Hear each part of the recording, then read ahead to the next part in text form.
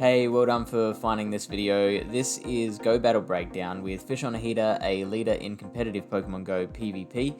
And this is where we take a look at a GBL battle and break it down into little bits and pieces to see what we can take from it and learn for our future battles. So today I want to look at something that I think is not really talked about too much, and it is the idea of sacking your lead Pokemon. So when you lose a lead, the impulse is to switch it out straight away into another Pokemon, which I think most of the time is the way to go, even if you wait a little bit and build up some energy first to switch it out. But for the most part, yeah, switching out is the obvious move to make. However, depending on your team composition, sometimes it might be better to just play out that matchup as far as it can go and let that Pokemon lose, bringing in the next Pokemon and kind of carrying the team with your back two Pokemon. So this is a battle where that comes into play beautifully. And so I have run Empoleon and met an Escavalier. My back two Pokemon are Gallade and Venusaur. This team is a good team, but it doesn't do well at all against an Escavalier. Now, if I try and swap in the Venusaur, that's going to be an even worse matchup than the Empoleon. The Gallade does beat the Escavalier, but again, if I switch into the Gallade from here, then chances are they're just going to switch out. So the best option for me here, I think, is to stay in and take out as much of the Escavalier as I can. So you can see how much damage these waterfalls are doing. Obviously the counter is doing a little more, but I am taking a decent chunk out with the waterfalls. I throw a Hydro Cannon and I burn their shield. So now we are one shield apiece, right? And let me just look in here. How much does a Hydro Cannon do to an Escavalier? Yeah, we'll go Mega Horn Drill Run, why not? So Hydro Cannon does 48% to an Escavalier. If they don't shield that, then I'm pretty sure I'll win. So if we swap Escavalier to the 0 shields, yeah, so we win that if they don't shield. They have to shield.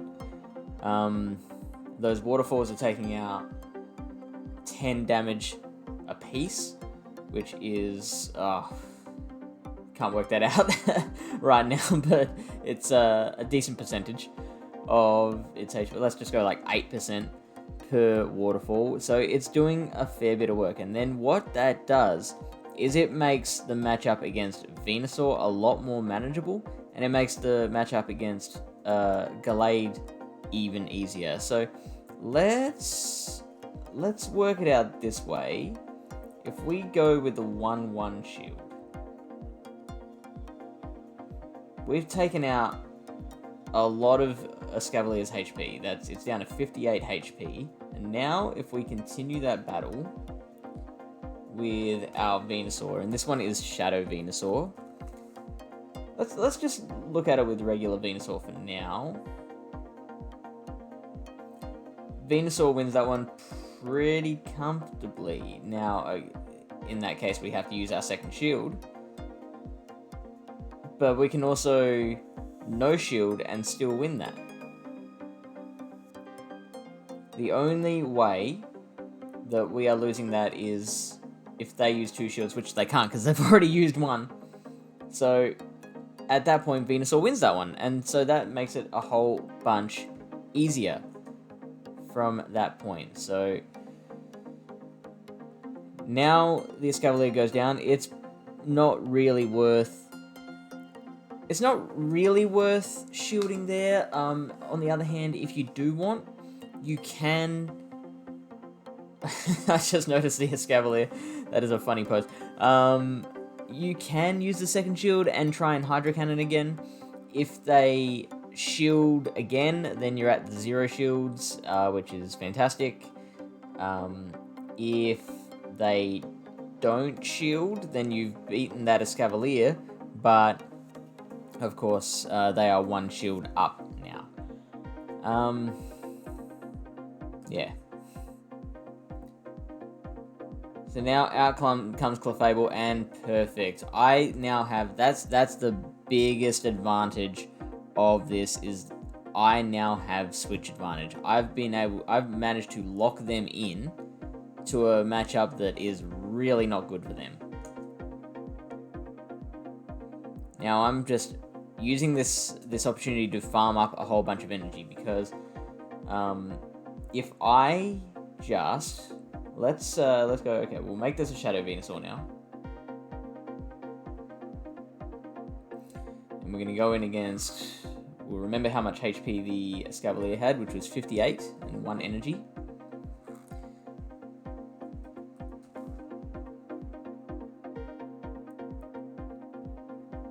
The 1 shield, and I believe the Clefable had 2 charms of lead.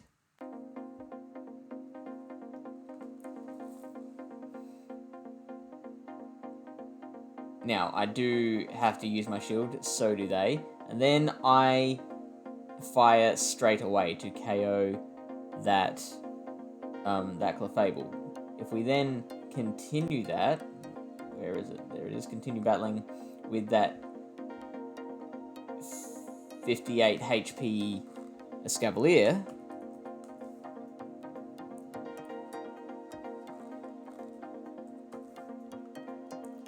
How do we do there? Okay, we do win that one.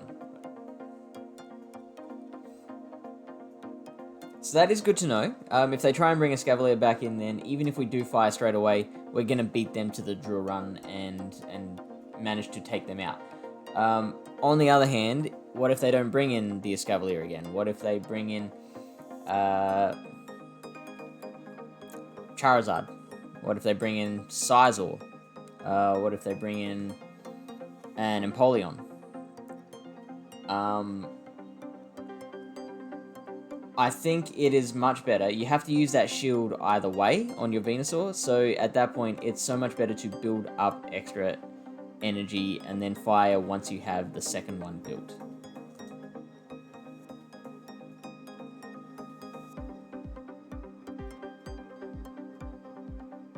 So now I have to use this shield, that's fine, because now in a zero shield situation, Shadow Venusaur gonna be very fire.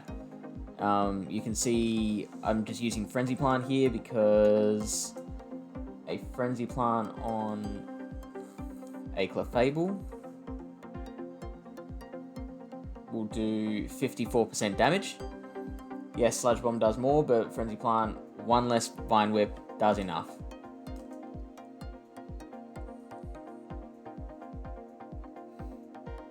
And perfect, I've already got that that energy there. What I actually should have done was build up a little more again, because it could have been possible for me to maybe get to another Frenzy Plant after that. And you can see the little typing at the top here. That's the Swampert coming in. Now, I had that Gallade there, which I had the Leaf Blade built up on, so I managed to just switch in and KO. If I didn't have that, then that would have been a little more difficult, because the Hydro Cannon would have come out before I could get to another Frenzy Plant, and that's why you build up a little bit more energy before firing that out. So, really, really handy thing to learn is when it's appropriate to build up extra energy. In this battle, I had at least the presence of mind to build up 2 Frenzy Plants before KOing the Clefable, but then I didn't have the presence of mind to build up a little bit extra before KOing the Escavalier. If I had, then that would have been an even bigger win, because I would have been able to beat the Swampert to the next move.